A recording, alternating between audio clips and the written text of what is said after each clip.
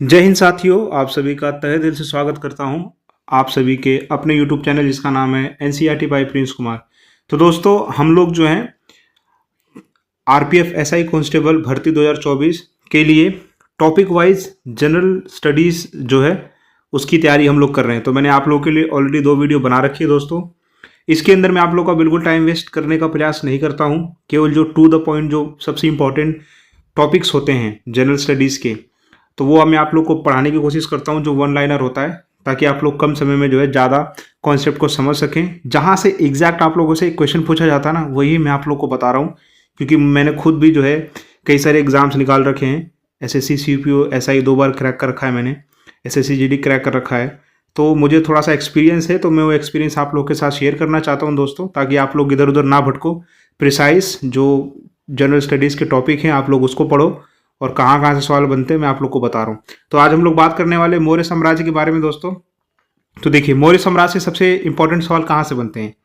तो मौर्य साम्राज्य के अंदर जो है बुक्स पूछी जाती हैं, और इसके अंदर चलिए मैं आप लोग को बताता हूँ। देखिए, सबसे पहले पूछा जाएगा कि भैया मौर्य वंश के संस्थापक कौन थे, किसने जो है स्थापना की थी मौर्य साम्राज्य की। तो हम लोग को पता है भैया चंद्रगुप्त मौर्य जी ने स्थापना की थी इसकी।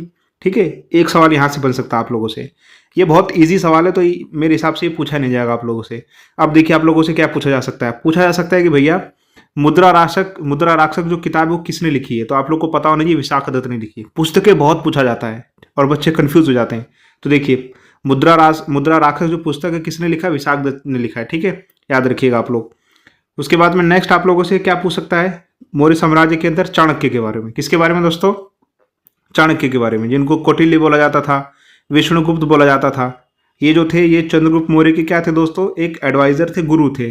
अब इनकी भी एक पुस्तक थी जिसका नाम था अर्थशास्त्र। तो पूछ लेगा कि भाई अर्थशास्त्र पुस्तक के लेखक कौन थे, तो आप लोग को कभी विकल्प में विष्णुगुप्त दे देगा। तो बच्चे कंफ्यूज नहीं होना चाहिए आप लोग को, कि भाई विष्णुगुप्त, कौटिल्य, चाणक्य तीनों एक ही बंदे का नाम था। तो याद रखिएगा, जो पुस्तक अर्थशास्त्र है वो किसने लिखी थी, चाणक्य जी ने लिखी थी, जिनका नाम कौटिल्य भी था, विष्णुगुप्त भी था। तो ये सवाल आप लोगों से पूछा जा सकता है। नेक्स्ट आप लोगों से क्या पूछ सकता है कि भाई जो चंद्रगुप्त मौर्य था वो कौन से धर्म का अनुयायी था। तो वो जैन धर्म का अनुयायी था दोस्तों, है ना। आप लोगों से ये पूछ लेगा।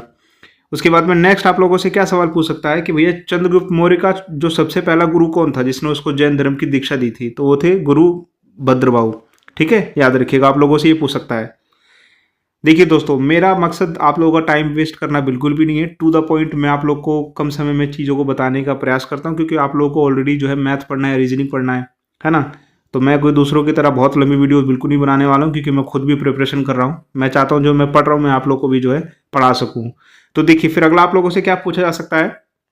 एक यात्री आया था मौर्य साम्राज्य के अंदर जिसका नाम था मेगास्थनीज।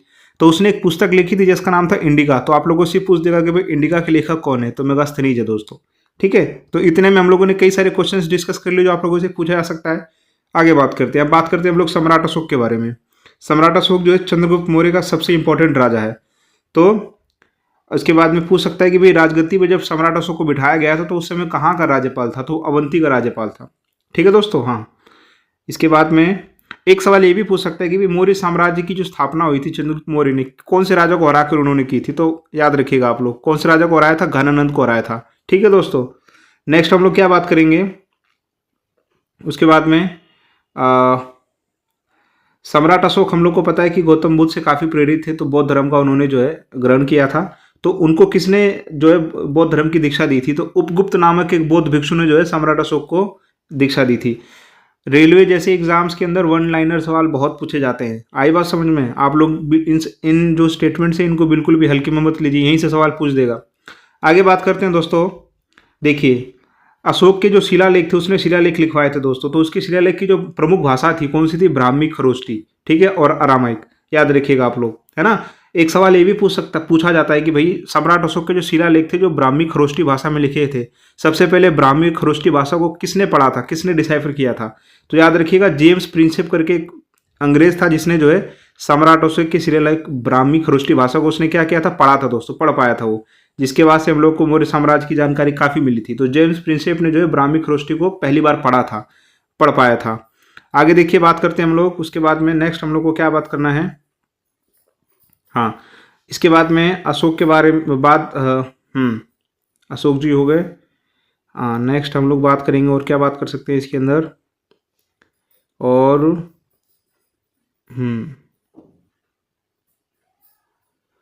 और देखते हैं कुछ वन लाइनर मिल जाए। हाँ देखिए यहाँ पे लिखा हुआ है कि भाई पहली बार जो है 1837 में जेम्स प्रिंसेप को जो है इन्होंने अभिलेखों को पढ़ा था। अब कई सारे सम्राट अशोक ने शिलालेख लिखवाए थे क्योंकि वो बौद्ध धर्म से काफ़ी प्रेरित थे। उन्होंने जो है बौद्ध धर्म की शिक्षाओं को तमाम जगहों पर जो शिलालेख के माध्यम से लिखवाया, तो कई सारे शिलालेख उनके बहुत फेमस है। सबसे पहले आपका चौथा शिलालेख, इसके अंदर उन्होंने बात किया था भैरी घोष की जगह धम्म घोष की घोषणा की थी। ठीक है, पांचों शिलालेख के अंदर उन्होंने बात किया था धर्म मात्रों की। ये कौन होते थे दोस्तों? ये बौद्ध धर्म के अंदर ये जो एक तरह से धार्मिक कर्मकांड करते थे, ये बुद्ध के सिद्धांतों का प्रचार प्रसार करते थे, उन्हीं को क्या बोलते थे? धर्म महामात्र। ठीक है, तो पांचवा शिलालेख इसके बारे में बात करता है। 11वां शिलालेख बात करता है धम्म की व्याख्या की गई है। और 13वां शिलालेख किसकी बात करता है कि भैया इसमें जो है कलिंग का जो युद्ध हुआ था, जिसके बाद से सम्राट अशोक का हृदय परिवर्तन हो गया था और वो बौद्ध धर्म के प्रति काफी प्रेरित हो गया था। तो 13वां शिलालेख उसके बारे में बात करता है। और 14वां शिलालेख बात करता है कि भाई जनता को धार्मिक जीवन बिताने के लिए प्रेरित करता है 14वां शिलालेख। तो शिलालेख भी जो है बहुत इंपॉर्टेंट होते हैं दोस्तों। उसके बाद में अशोक के समय में मौर्य साम्राज्य 5 प्रांतों में बटा हुआ था दोस्तों। ठीक है, तो ये हो गया, ये कुछ इंपॉर्टेंट इसके अंदर टॉपिक्स हैं।